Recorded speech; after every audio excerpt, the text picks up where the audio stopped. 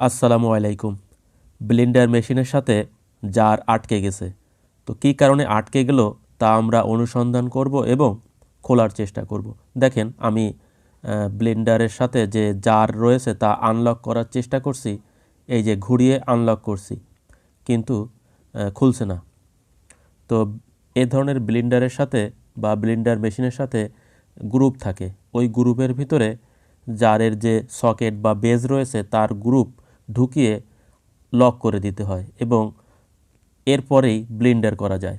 যদি কেউ গ্রুপের সাথে গ্রুপ ম্যাচ করে না ঢুকিয়ে ব্লেন্ডার চালু করে দেয় তাহলে কাপলার টু কাপলার ঘর্ষণের ফলে গলে যায় এবং কাপলার ক্ষয় হওয়ার ফলে, যেহেতু কাপলার প্লাস্টিকের হয়ে থাকে, গলে লেগে যায়। কাপলারের সাথে কাপলার গলে লেগে যায়। এ কারণে মূলত কাপলার টু কাপলার ধরে রাখে বা ওখানে অ্যাডজাস্ট হয়ে যায়। তো আমরা দেখেন কাপড় দিয়ে ব্লেড উল্টা দিকে ঘোরানোর চেষ্টা করছি। যেদিকে মূলত ব্লেড ঘুরে তার উল্টা দিকে ঘুরালে খুলে যাওয়ার কথা। মেশিনের নিচের সাইড খুলে যদি মোটরের আর্মেচার লক করে দেওয়া যায়, ফ্ল্যাট ড্রাইভার ঘুরিয়ে লক করে দেওয়া যায়, তাহলে মূলত ব্লেড ঘুরিয়ে উল্টা দিকে ঘুরিয়ে কাপলার থেকে ছাড়িয়ে নেওয়া যায়। তো প্রথমে আমি চেষ্টা করব উপরের থেকে মেশিন না খুলে ছাড়ানো যায় কিনা। দেখেন আমি আনলক করার চেষ্টা করছি এবং গ্রুপ থেকে একটি গ্রুপ উঠে আসছে। সকেটের যে গ্রুপ তা দেখা যাচ্ছে এবং এই সকেটটি কোনোভাবে খুলে যায়নি, শুধুমাত্র কাপলার ঘর্ষণের ফলে আটকে গেছে। এই যে খুলে ফেলেছি। দেখেন এই যে আমি যা বলছিলাম, সাদা কাপলার মেশিনের এবং যে জার রয়েছে তার কালো কাপলার।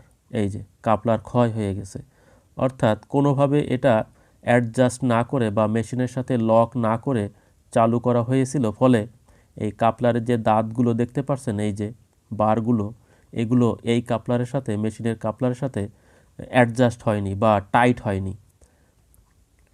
শক্তভাবে অ্যাডজাস্ট না হওয়ার ফলে, যেহেতু হালকাভাবে দেওয়া হয়েছিল, এই যে এখানে লক করা হয়নি, তাই যখন চালু করা হয়েছে ব্লেন্ডার, তখন মূলত ঘর্ষণের ফলে ক্ষয় হয়ে গেছে কাপলার। দেখেন আমি নতুন কাপলার আমার কাছে রয়েছে। এটা জারের কাপলার এবং মেশিনের কাপলারে প্যাচ হয় না, ড্রাইভার দিয়ে একটু প্রেশার দিলেই উঠে যায়।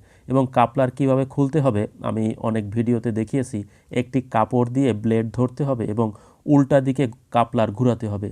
যেদিকে মূলত ঘুরালে টাইট হওয়ার কথা, ওই দিকে ঘুরালে কাপলার খুলে যাবে। এটাকে উল্টা থ্রেড বা রিভার্স থ্রেড বলে। এবং টাইট করার সময় বা ফিটিং করার সময় যেদিকে মূলত লুজ হওয়ার কথা, ওই দিকে ঘুরালে টাইট হবে। তো কেন উল্টা ঘোরাতে হবে? যেহেতু মোটর যেদিকে ঘোরে সেই দিকে যদি খুলে যায় কাপলার, তাহলে তো কাপলার বারবার খুলে যাবে। এ কারণে এটা উল্টা থ্রেড দেওয়া হয়েছে, যাতে মেশিন চলার সময় কাপলার খুলে না যায়। দেখেন মেশিনের কাপলারও ক্ষতিগ্রস্ত হয়েছে। তো আমরা একটু চালিয়ে দেখব। এই যে গ্রুপ রয়েছে, এখানে দুটি গ্রুপ রয়েছে। দেখেন সকেটের সাথে এই একটি গ্রুপ এবং ওই সাইডে আরও একটি গ্রুপ রয়েছে। এই গ্রুপের সহিত এই যে লক করে দিতে হবে। এই যে দেখেন আমি লক করে দিচ্ছি। এটা অনেকেই জানেন কিন্তু হয়তো খেয়াল করেন না বা অসাবধানতাবশত এভাবে হয়ে থাকে। দেখেন আমি ঠিক করে দিয়েছি।